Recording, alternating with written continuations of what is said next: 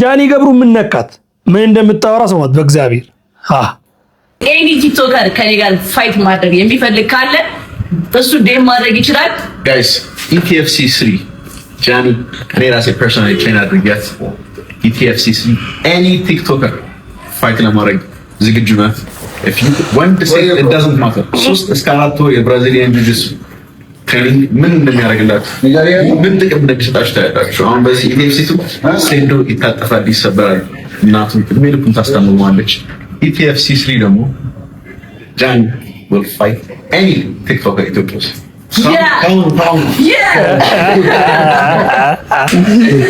ዛሬ እንደሰማችሁ ነው ጋይስ። ኤኒ ቲክቶከር ከኔ ጋር ፋይት ማድረግ የሚፈልግ ካለ እሱ ዴም ማድረግ ይችላል። ታገኛላችሁ። የሰ እና ደግሞ ጆኒን ብዬ እኔ አልሰማሁም። እናንተ ሰምታችሁታል አይደል? እኔ አልሰማሁም። ጃኒ የሆነ ነገር ትሁንና እኔ አልሰማሁም። እንዴት ናችሁ ልጅ? ሁሉ ሰላም፣ ሁሉ አማን?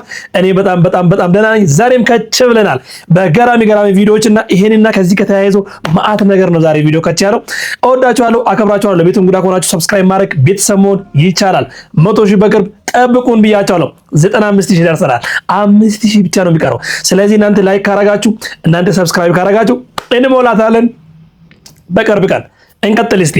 ከዚህ ጋር ተያይዞ ጃኒ አሁን ያለችው ነገር ሴቶች እየተረባረቡ ነው። እኔ ነኝ ከአንቺ ጋር ፋይት ማረገው እያሉ ነው። እስቲ ላሰማችሁ አንዳንዶቹ። ጃኒ ገብሩ ዌልካም ቱ ዘ ጌም። ኢቲኤፍሲ 3 ላይ እንደምገባ በጣም እርግጠኛ ነበርኩ፣ ግን ከአንቺ ጋር ይሆናል ብዬ አንድም ቀንም አስቤ አላውቅም። because I want to fight with professional fighters ግን በጣም ጥሩ መለማመጃ ትሆኚኛለሽ። ስለዚህ በፈለግሽው ካታጎሪ ቦክሲንግ በጣም አሪፍ ነው፣ ኤምኤምኤም ይመቸኛል፣ ጂጂትሱም ለክፉ አልሰጥም። so you name it I'm on it and እንደ እህት የምመክርሽ አንድ ነገር ቢኖር የቀረችሽን 3 ወር ትሬኒንግ ከምታረጊ የማምለጥ ስትራቴጂ ብትለማመጂ ህይወትሽን ታድኛታለሽ። because አንዴ እጄ ከገባሽ ምህረት ስሜ ብቻ እንደሆነ አረጋግጥልሻለሁ። and Johnny, that's a cold hard trainer. You better train your girl very well because I'm not gonna be responsible for her death. You will. And your call has been accepted officially. Bring it on. እኔ የለሁበትም። አሁንም ሰምታችኋል። እሷ ያለችው ጭራሽ ማለማመጃ ነው የምትሆኝብኝ። ስሟ ምህረት ነውና ስሜ ብቻ እንዳይመስልሽ እዛ ላይ ነው የሚቀረው። ምህረት የሚባል ነገር አይሰራም ወህ ያለች ነው። ይሄ ሁሉ ጣጣ ደግሞ ይሄ ፋይት የሴዶና የጆኒ ምን እሷ ብቻ ሌላም ደግሞ ተጨምራለች። ይሰዋል ጃኒ የምትለውን እስቲ ሰምተን እንመለስ። ኤኒ ቲክቶከር ከኔ ጋር ፋይት ማድረግ የሚፈልግ ካለ እሱ ዴም ማድረግ ይችላል። ጆኒን ቴክስት አድርጌለታለሁ እና ጃኒን ማለት ነው ከኔ ውጪ ማንም ሊጋጠማት አይችልም። ምክንያቱም ማለት ነው ሐዋሳ ልጅ ነኝ፣ መቆለፍ ላይ በጣም አንደኛ ነኝ ማለት ነው። ማንንም አልሰማም። ጃኒ ከኔ ጋር እንድትወዳደር ጥሪ ያቀርብላታለሁ ማለት ነው። እርግጠኛ ነኝ እነ ጆኒም እነ ጃኒም ይሄን ነገር እንደ ቀልድ የወሰዱት ይመስለኛልና እኔ የምሬን ነው። መጨረሻው አያምርም። እንደ ትልቅ እድል ነው ይሄን እየወሰድኩት ያለው። ቀልዴን ብቻ ሳይሆን ምን ያህል ቁም ነገረኛ እንደሆንኩኝ እንዴት መጣል እንደምችል አሳያችኋለሁ ማለት ነው። ጆኒ እግር ሰብሬ ጥላለሁ ነው እያለ ያለው። እኔ ደግሞ የጃኒን እግሯንም ቅስሟንም ሰብሬ ነው የምለቃት። ሰምታችሁታል። እኔ የለሁበትም። አሁን ከ3 ወር በኋላ የሚካሄድ ነው ይሄ ውድድር። ይሄ ፋይት ገና ሆኖ በጣም እየተጧጧፈ ነው ያለው ማለት ነው። ይሄንን ማየት ደግሞ እንዴት ደስ እንደምል አሁን ራሴ እኔ ትኬት ገዝቼ ነው የምገባው ይሄን እንደብድብ ለማየት ማለት። ምን ትላላችሁ እናንተ? ምን ይሄ ብቻ ጃኒ በጣም ጠግባለች ያለችውም ደግሞ ላሰማችሁ። እግዚአብሔር 2 ሚሊዮን ብር ቁማር አሳስች ጆኒን ብላ ማለት ስሟት። ጆኒን ብዬ እስከ 2 ሚሊዮን ብር የሚያስዝ የሚመድብ ካለ አይጋችሁ እያልኩ ነው ማለት ና ሴዶ ከመጀመሪያ ራውንድ ካለፈ እኔ ፋይቱን ተሸንፌያለሁ። አንደርስታንድ 2 ሚሊዮን ብር ብቻ ሳይሆን የማሸንፈውን 4 ሚሊዮን ብር ለሱ ነው። ከመጀመሪያው ራውንድ ካለፈ ይቻላል እና ያው ኮሜንት ላይ ያሳውቁኝ። ማንም ቪዲዮ መስራት የሚችላል ከኔ ጋር 2 ሚሊዮን ብር ማስያዝ የሚፈልግ ሰው ካለ እግዚአብሔርን እየቀለድኩ አይደለም። ዴማርኩኝ እመድባለሁ ጆኒ ብዬ ስለሚቻል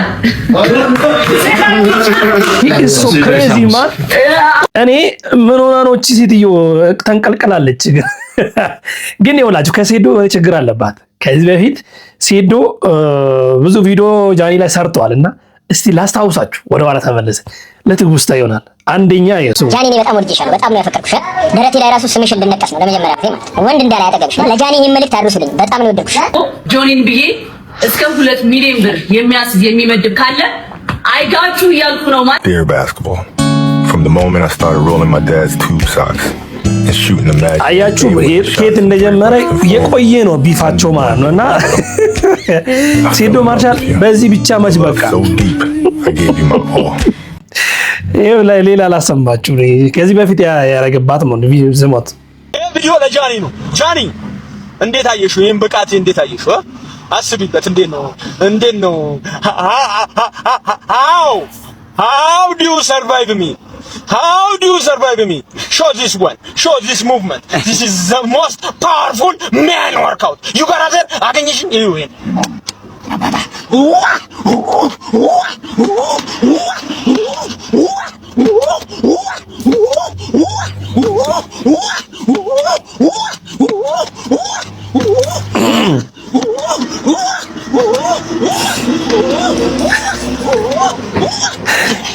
እሺ ያይዘዶ ፓወርፉል ይሄ ማሲቭ ኦኬ ቴስቶስትሮን ለማመንጨት ይጠቅማል ማለት ነው። አንቺ ባንዴ ትወስዳለሽ if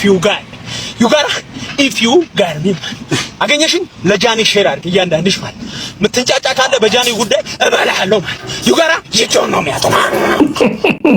እንግዲህ እሱ እንደዚህ አይነት ኦፈር አቀርቦላት ነበረ። በጣም አሳዛኝና ልብ የሚነካ ታሪክ። እሷ ግን በጆኒ በኩል ነው የመጣችበት።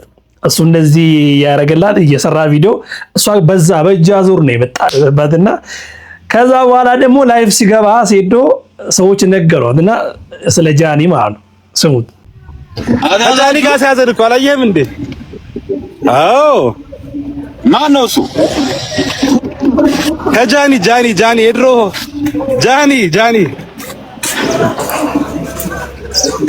ጃኒ ወንድ ነው ሴት ነው? ሴቷ የድሮ ፎንቃ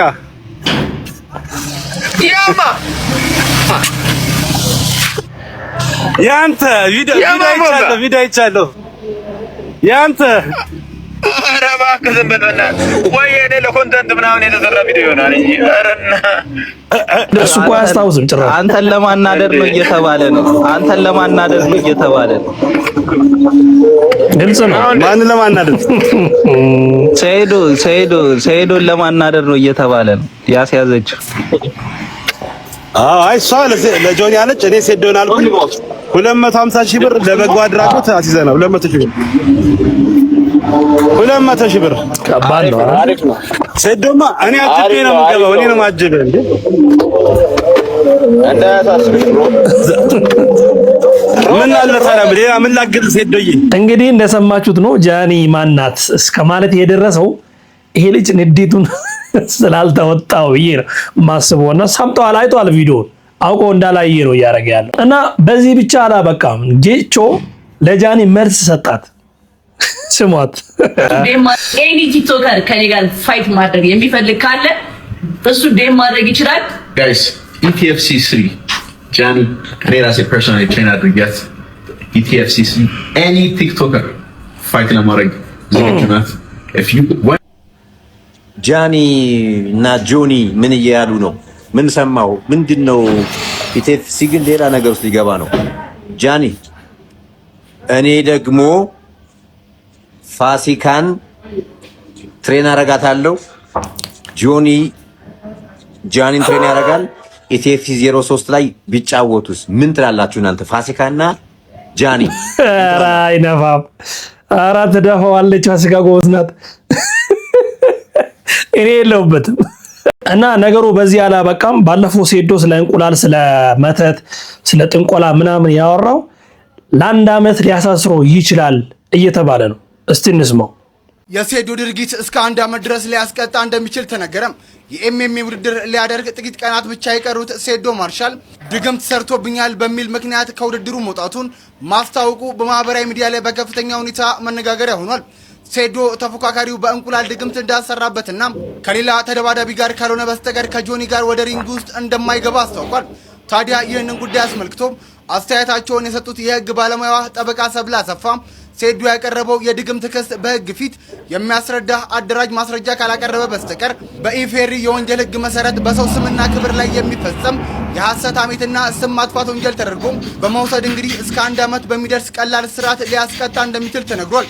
ስለዚህ ጉዳይ ምን ሐሳብ አላችሁ? ሐሳባችሁን ኮሜንት ላይ አጋሩን። ለተጨማሪ አዳዲስ ቪዲዮዎች ፎሎ ማድረግ እንዳትረሱ። ቀጥታ የሚጠይቀው ሰው ባይኖርም ቀጥታ እንደዚህ ነው ብሎ አሁን ማንም ሰው አይከሰውም ሴዶን እንጂ የምር ሪያሊቲው የምር 1 ዓመት ቅጣት ግዴታው እዚህ ስም በማጥፋት ብቻ ማለት ይሄ አለ ህግ ላይ አለ። ግን ማን ሲያይከሰው ሲጀመር ለምን ነው የሚከሰቱት? ቃል በቃል የቃል ጦርነት ስለሆነ ኦኬ ነው። ሌላው በጣም ሰዎችን እያስቆጣ ያለውና በጣም ብዙ ሰዎች እየተቀባበሉ ያሉት የአዶናይ እህት ያደረገችው ድርጊት ብዙ ሰዎች እየተቃወሙት ነው ያሉት። ምንድነው ያደረገችው? ላሳያችሁ። ኦኬ ጋይስ እኔና ሊና አንድ ጨዋታ እንጫወታለን። እሺ ጨዋታው አሁን እንደዚህ አስገብቻት የሆነ ነገር እናገራለሁ። ካወቀሽ እኔ ደግሞ ተሪያው ደስ ይገባለሁ። ካላወቀሽ ደግሞ ድጋሚ አስገባለሁ ማለት ነው።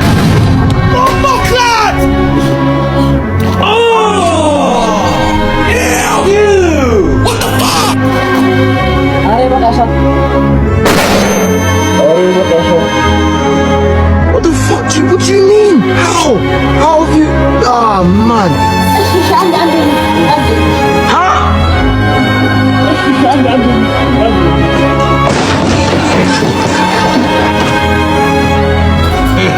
እናንተ አሁን በሜምበሮች እንደዚህ አይነት የገባ ጉዳይ አሳሳቢ ነው። እና ሰዎች አሁን እነሱ እኮ በመልካም ነገር ምናምን ሊያደርጉ ይችላሉ። ሰው ግን በጣም እየተናገረው አዶናንም እየተናገሩት ነው፣ እዚህ ጋርም ልጁንም እየተናገሩት ነው። ትክክል አይደለም፣ ምንድነው ያደርጋችሁ ያላችሁት እምለውን ከዚህ በፊትም የነበረው አንዳንድ ነገሮችን አልተመቻቸውምና እንግዲህ አይን ውስጥ የሚገባ ነገር ባያረጉ አዶናይ ነው ይሄ መልእክትና አላቅም ብዙም አስፈላጊ አይነት አይደለም እንደዚህ አይነት ቪዲዮ ለመስራትና ሰዎች በጣም እየተነጋገሩበትና እየተቆጡ ነው ያሉት። ሌላው በጣም አስጠልታ የሆነ ኢትዮጵያዊነትን እንድጠላ የሚያደርግ ነገር ከዚህ በፊት የአማራ ክልል ፕሬዝዳንት የነበሩ ደጉ አንዳርጋቸው ከአቶ ለማ መገርሳ ቡድን የነበሩ እሱ አሜሪካን ሀገር ፓርኪንግ እየሰራ እየኖረ ነውና አንድ ሰላቢ ሰው ቪዲዮን ቀርጾ ለቀቀ። አስፈላጊ አልነበረም። ከዛ በኋላ ግን ሰዎች በጣም ብዙ ነገር እያሉት ነውና እስቲ ላሰማችሁ። የኢትዮጵያው ትልቅ ባለስልጣን አሜሪካን ሀገር ሄዶ ፓርኪንግ እየሰሩ ነው። ጉዳዩ መነጋገሪያ ሆኗል። ለአመታት በኢትዮጵያ ፖለቲካ ውስጥ የሰሩትና ለአብነትም የቀድሞ የአማራ ክልል ርዕሰ መስተዳደር፣ የግብርና ቢሮ ኃላፊ፣ የክልሉ ምክትል ፕሬዝዳንት፣ የፌዴራል ውጭ ጉዳይ ሚኒስቴር፣ የጠቅላይ ሚኒስቴሩ የብሔራዊ ደህንነት ጉዳዮች አማካሪ እንዲሁም የህዝብ ተወካዮች ምክር ቤት የፓርላማ አባል በመሆን ያገለገሉትና በፖለቲካው ዓለም ታላቁ ሰው ዛሬ በአሜሪካን ሀገር ፓርኪንግ እየሰሩ ይገኛሉ። በርካቶችን መሳቂያና መሳለቂያ እያደረጓቸው ቢሆንም ነገር ግን እኚህ ባለስልጣን በስተርጅና ይህን ስራ መስራታቸው እጃቸው ከሌብነት የጸዳ ህሊናቸውም ንጹህና በኩራት የትም መንቀሳቀስ የሚችሉ የምስኪኑን ህዝብ ገንዘብ ያልዘረፉና በቅንነት ሀገራቸውን ያገለገሉ እንደነበሩ የሚያሳይ እንጂ የሚያሸማቅቅ ተግባር አይደለም። በርካቶችም እንደዚህ አይነቱ መሸለም ነው የሚገባው ሲሉ አወድሰዋቸዋል። የእናንተን ሐሳብ አስተያየት በኮሜንት አጋሩን። ይሄ ነገር እንደሰማችሁ ነው። ቪዲዮ ላሳያችሁ። ይኸው እዚህ ጋር ዝም ብላችሁ ይዩት። በትክክል ፓርኪንግ ይሰራል። በቃ ሪያሊቲ እኔም ለምን እንደቀረጹት ራሱ አዶን ነው አብናጋት ዛዲያስ በት ይሁት በእግዚአብሔር እኔ የምር ልቤን የተሰማው እዚህ ጋር አባቴን ነው የመሰለው። እኔ ደብሮኛል።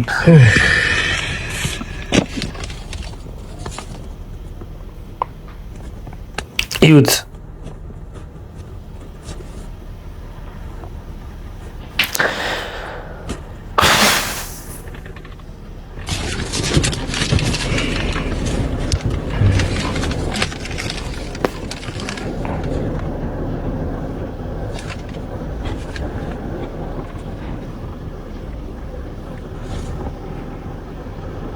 ይሁት እዚህ ጋር ይሄን ነገር ምን ብለ ኮሙኒኬት ማርጎ ነበርና ሰውየው ለምን ታርጌት እንዳደረገ አላቅም፣ ግን በጣም ደባሪ ነገር ነው። እና ይሄ ሰውዬ ምንድነው ጥፋቱ? ስራ መስራቱ ነው። በጣም ደብሮኛልና መስረቅ አለበት መዝረፍ ነበረበት ወይ የሆነ ጊዜ ችግር ይመጣል ብሎ እሱም ዘርፎ ወጥቶ ከዛ እንደላቆ መኖር ነበረበት ወይ? what do you think guys? በጣም ደባሪ ነገር ነው አይደል? አዎ እኔ እናንተ ለሌብነት ለሀገር አስባችሁ አታውቁምና ገዱ አንዳርጋቸው በእውነት አልበላም። ማዝ ነው ግን እንደነዚህ አይነት ሰገጤ ለነሱ የአማራን ስልጣን አሳልፈ ሰጠ ማውጣት ያማል። በጣም ነው የሚያም። መስፍን ፈይሳ እንኳን ባለሀብት ሆኗል። መስፍን ፈይሳ ገዱ አንዳርጋቸው ፓርኪንግ መስራቱ እንዴት ሊያስደነግጣችሁ ቻለ? እንዳንተማ ዘርፎ እንዳዚህ መስፍን የ4.5 ቢሊዮን ዶላር ሌባ መሆን ነበረበት። እንደናንተ በደንብ አድርጎ መዝረፍ ነበረበት። ገዱ በሐቁ ስለኖረ ነው። በሐቁ ሳይዘርፍ ስለኖረ አሜሪካ ሲመጣ እንደማንኛውም ሰው ስራ ነው የምትጀምረው። የሆነ ስራ ትጀምራለህ። ፓርኪንግ ሊሆን ይችላል፣ ጋዝ ስቴሽን፣ ሱፐርማርኬት ሊሆን ይችላል፣ ዲፈረንት ኡበር ሊሆን ይችላል። የተለያዩ ስራዎች አሉ አሜሪካ። እሱን ሊሰራ ይችላል። ስራው ሊከበርበት እንጂ ሊያሰድበው አይችልም። እንደናንተ አይነት ሌባ ዳፍንታም ግን ምን ያደርጋል? ኦ የኢትዮጵያ ከፍተኛ ባለስልጣን ሆኖ እንዴት አልዘረፈም ነው ጥያቄ። በኋላ ለእናንተ ቀኑ ይመሻል መናኝ የዛኔ ያ ሁላ ጉራ፣ ያ ሁላ መበጥረቅ፣ ያ ሁላ ብዙ ነገር አፈር ከድሜ ይገባል። ገዱ አንዳርጋቸው ይባላልና አትሊስት ያ ነገር ልትኮራበት ይገባል። ገዱ ልትኮራበት የምትችለው የሚያሸማቀቅ አንድ ነገር የለም። እኔ እንደ አንድ ዜጋ እንደ አንድ ኢትዮጵያዊ የምሬን ማንስ ቢሆን እኛ ሀገር ያልተለመደ ነገር እሱ ነው። ፖለቲከኛ ሆኖ ባለስልጣን ነበረ፣ ገዛ ጊዜው አበቃና ማይሆን በቃ አለፈ አይደል? ከዛ ስራ እየሰራ ነው። ምንድነው ችግሩ ነው ጥያቄ። ለምንድነው ሰዎች ቪዲዮ ቀርጾ እንደዚህ አነጋጋሪ ያደረጉት ሁኔታውን? ይሄ እንደ ሀገር ሼም ነው ለኛ ማለት ነው። ያው በእርግጥ የሚጠበቅ ነው። ሆኖም ግን ምንም ማድረግ አይችልምና አልረሳውም። የ12ኛ ክፍል ተማሪዎች እንዴት ናችሁ? እንዴታችሁ? አንድ ቪዲዮ ስለደረሰኝ ነውና እንዴት እያላችሁ? እንዴት ይዟችኋል? ፈተና እንዴት ነው? እስቲ ተፈትናችሁ ነጥብ መቶላችሁ ወደ ዩኒቨርሲቲ መግቢያ ያገኛችሁት ኮሜንት ላይ እኔ ብላችሁ ጻፉልኝ። እንኳን ደስ አላችሁ ብያለሁ። ያላለፋችሁ ያልተሳካላችሁ ደግሞ አንድ መልእክት ለእናንተ አለኝ። እሱስ ምንድነው? ይሄ አንድ መንገድ ብቻ ነው። ሌላ አማራጭ 99 መንገዶች አሉ። ከመቶ አንድ መንገድ ብቻ ነው የጨረሳችሁት። 99 መንገዶች አሉ። እሱን ተጠቀሙበት ማለት ፈልጋለሁ። ስለነሱ ቪዲዮ አይቼ ነውና እዩት። ፒኦቪ የኛ ሰፈር ሴቶች የ12ኛ ሪዛልት ካዩ በኋላ ላል ኮንዲሽናል አይደል? እዩት። ሄሎ ወይ ውጤት አየሽ? አዎ እባክሽ ወደኩኝ። አንቺሳ? ምን እባክሽ እኔም ወድቅ ያለው። እሺ እነ ቤቲሳ? ቤቲም ወደቀች። ቤቲ ወደቀች? አዎ። እሰይ ማለት ምን አረገችሽ? ኧረ እባክሽ እናቷ እኮ እናቴ ጓደኛ ሰፈር ውስጥ ደግሞ ሄዳ የእሷ ልጅ ወድቄ እኔ ያለፈች ልትል። እሺ ሰብለ ሪሚዲያል አገኘች? አዎ እሷ ሪሚዲያል ሲሆን ሰብለ አንብባለች። ትንሽም ቢሆን አንብባለች ሰብለ ይሁንሽ። ወይኔ ጉዴ! ግን እሺ እኛ ምን ልንሆን ነው አሁን? ምን እኔ እኮ ባልፍም እኮ አልሄድም። እኔ ማለት እቺ ሙድ ጀመርሽ አንቺ? ኧረ እኔ ባልፍም አይልኩኝም። እኔ እዚሁ ፋሽን ዲዛይን ወይንም ሜካፕ ብያለሁ። ከድሮም እኮ እንደዛ ነው የምለው። ምን ከድሮም እንዴት ያለሽ? ዶክተር ነው መሆን የምፈልገው ስትይ አልነበር እንዴ? ኧረ ዝም በይ። ዶክተር ነው መሆን የምፈልገው ነው እንጂ መሆነው ብያለሁ። ታዲያ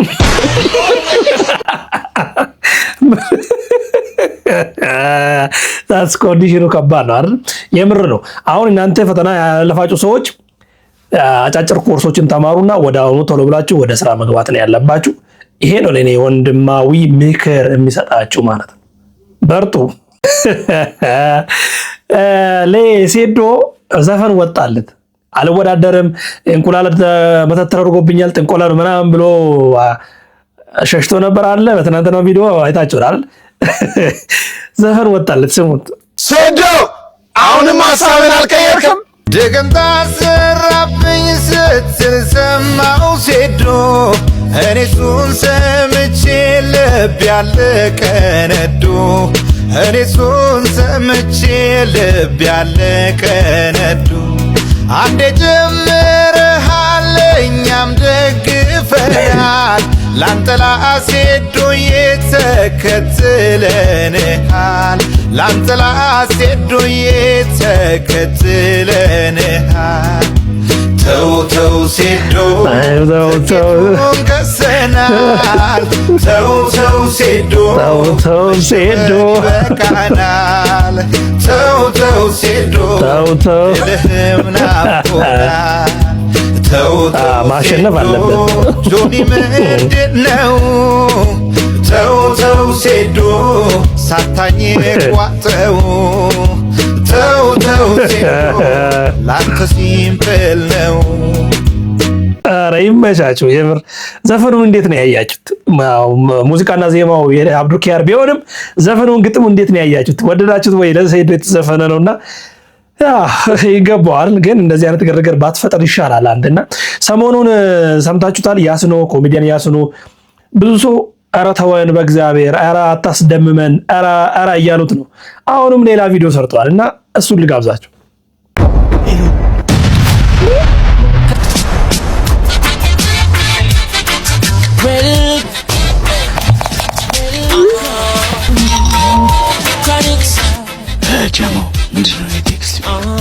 ናፍቀኛል አንዴ ልሂድ ናፍቀኛል አንዴ ልሂድ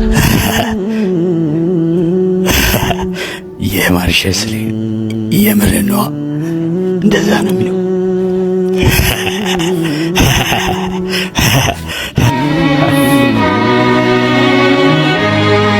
ሄሎ ማርሸት ማሪ ካገባሽ በኋላ ከተውሽኝ በኋላ አንዴ ብለሽ የላክሽልኝ መልእክት አሁን ላይ ደርሶኛል። በተውሽበት ልብሽ መናፈቅ መሻትሽ አጀበ ይሰኛል። ባካ አንዴ ብቻ ላፍታ ሳነበው ነዘረኝ የጎዳሽኝ ቦታ የት ነው የማገኝሽ? የትስ ትመጫለሽ? ለምን ቆይ ፈለግሽው? ማግኘት መቼ ያክማል በመካድ ላመምሽው? የት እንገናኝ ልክ እንደ ያኔው ፍቅር ካፌ እንሂድ አንድ ማኪያቶ ልብ ባለው ሲኒ ለሁለት እንጠጣ ወይስ በጎዳናው ዝናብ እያካፋ ከሲኒማ እንምጣ? በይቶሎ ድረሺ ጸጉሬን አጥበሽኝ ትያዛሉ ጋር ቦርዴ እንድንጠጣ ወይም ከደበረሽ ያኒት መናፈሻ በጓደኞች ልብስ ልጠብቅሽ ውዴ። ጓደኛ ማጋርም ዛሬ ኬት ይመጣል አንቺ አልነበርሽ እንዴ? ፈገግታሽ ግን አለ እኔን ስታገኝ አቡ ደስ ምትይ ስትፍለቀለቂው ድባቴ ይሞታል ጭንቀቴ ይፈታል አንገትሽ ተንጋሎ ሀብለሽ ስትለቂው ጥርስሽ ግን ደህና ነው ስትስቂ የምስመው በሽቦ አሳሰርሽው ባልሽ እንዳይደግመው እሰይ እንኳን አሳሰርሽው የኔ ውብ ጨረቃ የኔም ልብ ታስሯል እድሜ ይፍታቸው በቃ ጥርስሽን ሸፈንሽው አድርገሽ በዘዴ ለተጎዱ ልቦች ትዝታ የሚሸፍን ናፍቆትን የሚጋርድ ሐኪም አለ እንዴ? 12 ሰዓት ላይ ቦጋለች ሽሮ ቤት ማኩርስሽ ናፈቀኝ ተጋቢ ነው እንብላ። እናቴ የለችም እየመረቀችን ቡና እንዳታፈላ እናቴ እምዬ ወርቅዬ 4 ዓመት ሞላት አንቺ ስትሄጂ እርሷም አልቆየችም።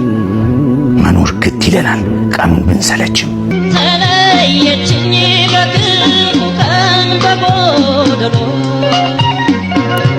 መጣው በይኝና ግራባ ይልጣል ጭሱን ወዲያ ልበላ አረቄም አልጠጣ እሺ በይኝና ቀበቶ የሌለውን ሱሪን እየሳብኳለሽበት ልምጣ ማርሸት ማርዬ ይቅር ካልኩሽ ቆየሁ የጋርሽኝን በደል አንቺስ ታዲያ ቢሆን ገላይ ቢሸትሽ አፌ ቢከረፋሽ አጠይኝም አይደል?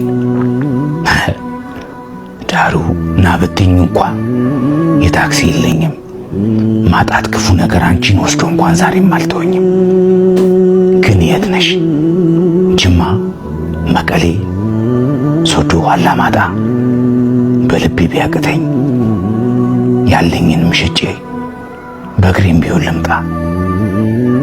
ሄሎ ሄሎ ሳንተሙ አለቀበት።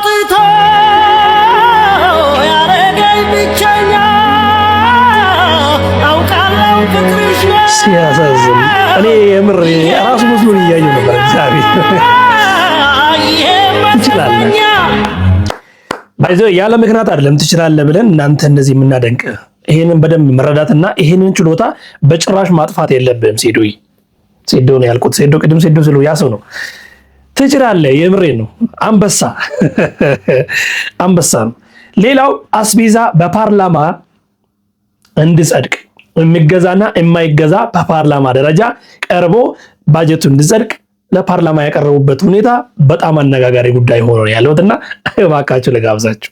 የ2019 በጀት ዓመት መሰረታዊ ያልሆኑ የቤት አስቤዛዎች እንዳይገዙ ለማስወሰን ለምክር ቤቱ አቅርቧል።